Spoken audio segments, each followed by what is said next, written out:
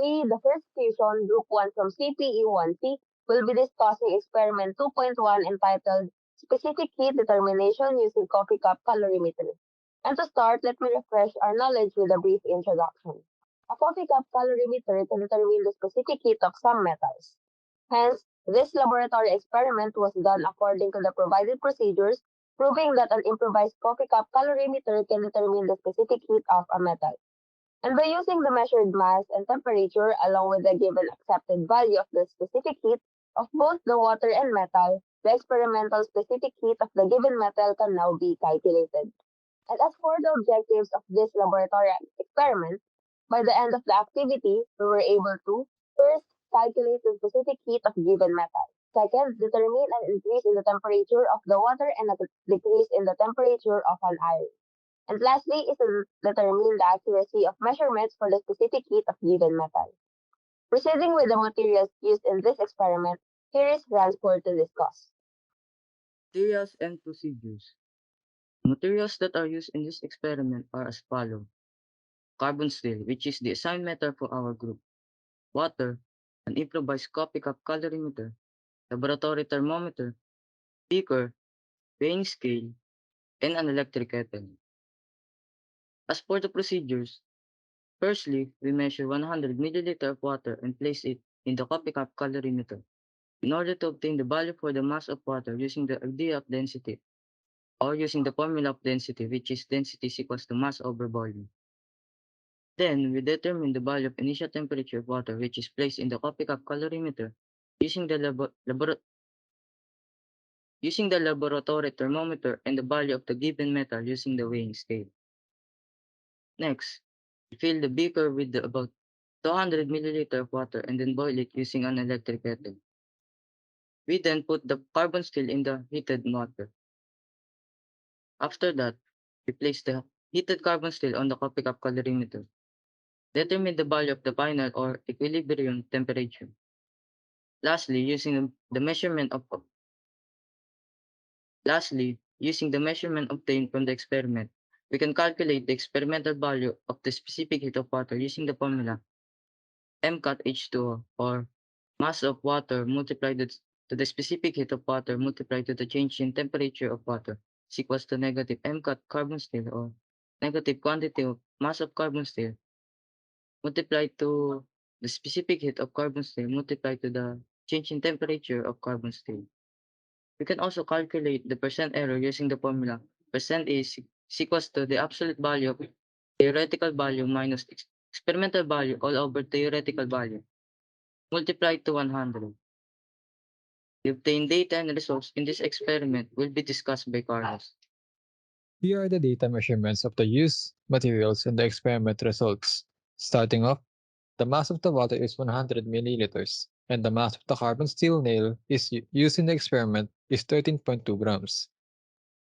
Then, we determined the accepted value of both the water and the carbon steel nail, which was about 4.184 joules per gram per Celsius and 0.45 joules per gram per Celsius. After that, we measured the initial temperature of the water, which was 30 Celsius, and the metal that was placed in an electric kettle and boiled was measured to be 100 Celsius. After putting the hot metal inside the coffee cup filled with water, the equilibrium temperature was measured and determined to be 32 Celsius. With all the data gathered, we had sufficient data to compute the experimental value of the specific heat of the carbon steel. However, with the accepted value at 0.45 joules per gram per Celsius, the percent error of the experimental value was computed to be about 107%. Moving on, our group member Jeremy is here to explain the computation of the specific heat and percent error. The computations for determining the specific heat of the given metal are done using the formula of a coffee cup calorimeter, which is the Q gain is equals to negative Q loss. First to get is the specific heat capacity of the metal using Q gained is equals to the mass of metal times specific heat of metal times the final temperature minus the initial temperature. Weighing the metal yields a 13.2 grams replacement for the final temperature and 100 degrees Celsius for the initial. Multiply 13.2 grams by the temperature difference between 32 degrees Celsius and 100 degrees Celsius to get the answer negative 897.6 grams per degree Celsius. We now have the experimental specific heat, negative 897.6 grams per degree Celsius, and the specific heat of the metal that is still unknown. Next, in order to determine the Q loss value, we apply the formula negative Q loss is equals to the mass of H2O times the specific heat of H2O times the final temperature minus the initial temperature. Substitute the mass of H2O to 100 grams. The accepted value of specific heat of water is 4.184 joules per gram degree Celsius. And the final temperature, 32 degrees Celsius and 30 degrees Celsius for the initial, multiplying 100 grams times 4.184 joules per grams per degree Celsius, and the difference between 32 degrees Celsius and 30 degrees Celsius gives the value of Q loss is equals to negative 836.8 joules. We can now proceed in getting the specific heat of metal by dividing negative 836.8 joules to 897.6 grams per degree Celsius. We will arrive at the answer of 0.93 joules per degree Celsius. The last to compute in this experiment is the percent error. Percent error is equals to the absolute value of true value minus experimental value over true value times 100%. The percent error is equals to the absolute value of 0.45 minus 0.93 over 0.45 times 100%. We will arrive at the answer of percent error is equals to 107%. Moving on, here is Arwen to discuss the observations qualitative. In this experiment, for the water heater to work, electricity was needed. An improvised coffee cup calorimeter was used as a medium to calculate the specific heat of the given metal. When the heated water with carbon metal was measured using the thermometer, it was observed that the temperature increased. And when the water was set aside, the temperature decreased. Compared to when it was inside the coffee cup, the water temperature in the heater was much hotter. Moreover, with the use of the coffee cup calorimeter, the difference between the initial and final temperature of the metal was identified. Now Rashid will discuss the quantitative observation. A 200 ml of water was placed inside the kettle to boil. Then we used a coffee cup calorimeter to isolate the heat and added 100 ml tap water in it.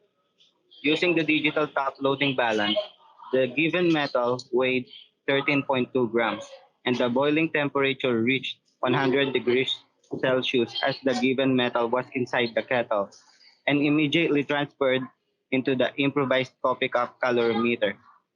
The temperature of the nail cools down when transferred.